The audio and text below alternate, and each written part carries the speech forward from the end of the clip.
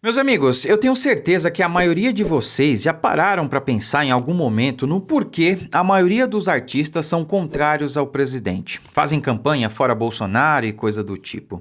Bom, muito embora hoje a gente saiba a resposta para essa pergunta, muitas pessoas ainda não sabem. Ou porque ainda estão deitadas em berço esplêndido, ou porque simplesmente estão presas às amarras ideológicas ao qual a velha mídia e o sistema sempre nos impuseram.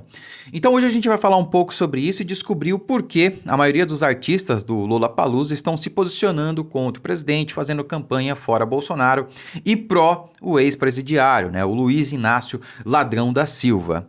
Então, na verdade, é muito simples de entender isso. Eu vou dar um exemplo claro que vocês vão ver exatamente o que está acontecendo.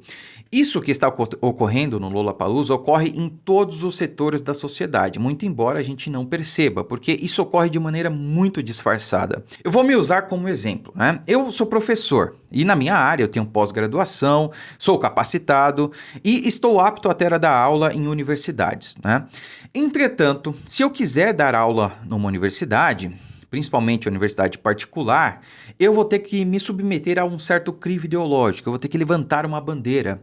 Isso porque a maioria das universidades, elas são esquerdistas, são dominadas por esquerdistas. A maioria das instituições são dominadas por esquerdistas, por militantes. Então, geralmente, a universidade particular vai ter um reitor que é militante esquerdista. Então, vocês acham que entre eu, que sou de direita, conservador, cristão, apoiador do presidente, e um outro professor menos capacitado, que tem um currículo pior, coisa do tipo, quem vocês acham que o reitor vai escolher para dar aula na universidade, Se nós dois nos candidatarmos à mesma vaga?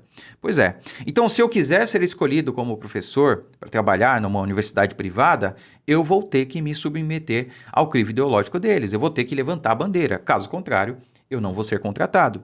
E se por acaso eu prestar um concurso para dar aula numa universidade pública, eu vou sofrer muito lá, eu tenho certeza disso. A mesma coisa ocorre no Lollapalooza.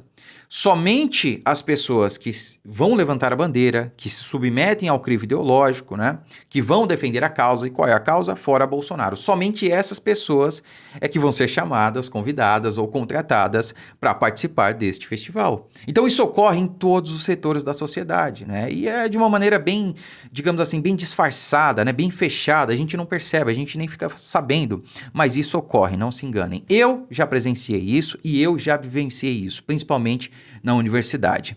Então, o secretário de Cultura, Mário Frias, ele desenhou isso aqui, ele deixou isso muito claro, evidente para nós. Ele postou o seguinte, Entenda a verdade sobre o Lollapalooza. A T4F, empresa que realiza o Lollapalooza, era uma das grandes empresas que se beneficiavam com o antigo arranjo da Lei Rouanet. Olha só, onde metade do valor do projeto retornava para a empresa. Metade voltava para a T4F.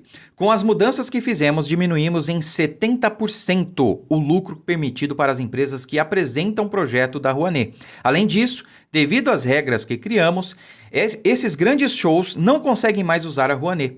Para que vocês tenham uma ideia, a T4F já se beneficiou com mais de 180 milhões da Lei Rouanet. Dinheiro que é meu, dinheiro que é seu, dinheiro suado do pagador de impostos. Não é à toa as manifestações contra o governo no evento. Por trás de todo crítico há um bolso vazio. Pois é. E é o que eu venho falando sempre aqui no canal. Nós não somos contra a cultura, nós não somos contra festivais e coisas do tipo. Entretanto, são eventos privados.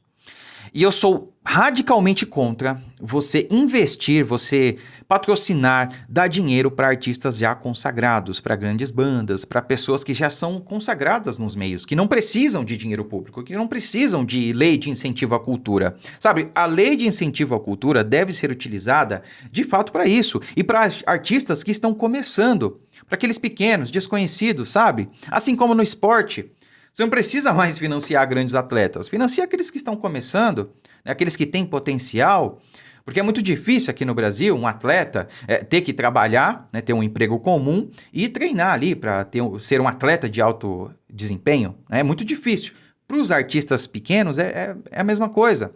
É difícil o cara se dedicar ali à sua arte, seja ela qual for, sendo que ele tem que trabalhar no emprego comum. Então, se ele tem um talento, se ele está começando, ele tem que ser incentivado. Deve ter realmente um auxílio, mas não para artistas já consagrados. Sabe, é um absurdo você, que não gosta, por exemplo, do show do maconheiro, Marcelo D2, né, ter que pagar por um show dele, né, sendo que você não gosta, não vai. É um absurdo isso aí. E é isso que está acontecendo, é por isso que esses artistas estão se manifestando em peso contra o presidente. Porque acabou a verba do dinheiro público, não tem mais aí o esbanjamento de dinheiro público que tinha no passado, sem controle. Sabe, de certa forma, os governos anteriores compravam aí, por meio de leis de incentivo à cultura, de financiamentos e tudo mais, o apoio dos artistas. E é sempre assim.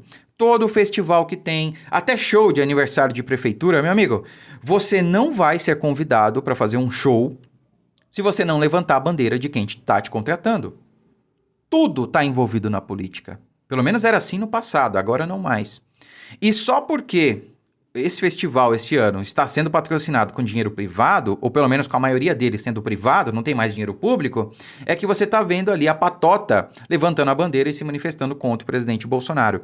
Assim como no exemplo que eu citei da área da educação, todos os outros setores da sociedade funcionam da mesma maneira, com diversas ali, com pequenas variações, mas o sentido é sempre o mesmo. E o que eu peço para você? Eu peço que você compartilhe esse vídeo, porque, como eu disse no início dele, tem muitas pessoas que ainda não acordaram, estão deitadas em berço esplêndido e ainda não entenderam como a coisa funciona. Tem método, meus amigos, tem método. Tudo acontece por um motivo. E esse é o motivo principal, abstinência. Então compartilhe esse vídeo, eu peço que você me apoie também. Se você é novo por aqui e ainda não é inscrito, inscreva-se no canal. Estamos com a meta de chegar a 100 mil. Eu conto com a sua ajuda para isso. Então compartilhe, deixe o seu like e inscreva-se se você ainda não for inscrito. Nós não vamos desistir, vamos reeleger o presidente Bolsonaro e vai ser no primeiro turno, se Deus quiser. E além disso, nós vamos eleger uma boa base no Congresso para compor o seu governo e aprovar as pautas que o Brasil tanto precisa. E nesse sentido, como eu venho falando aqui, eu estou elaborando uma lista com pelo menos 2 nomes em cada estado para todos os cargos, tá? Eu ainda não posso divulgar essa lista, primeiro porque ela não está pronta, né? São muitos nomes e eu tenho que fazer muita pesquisa para isso, não vou indicar qualquer um. Mas todos eles ali alinhados com o presidente Bolsonaro, alinhados com a maior parte das pautas que o Brasil tem. Então, a favor da PEC da voto impresso, a revogação da PEC da Bengala, algo que pode mudar o Brasil, e todos aqueles, claro, que foram contrários à prisão arbitrária, inconstitucional e ilegal de Daniel Silveira, dentre várias outras pautas. Então, eu peço que você ajude a compartilhar esse vídeo e inscreva-se no canal. Fiquem com Deus e até a próxima.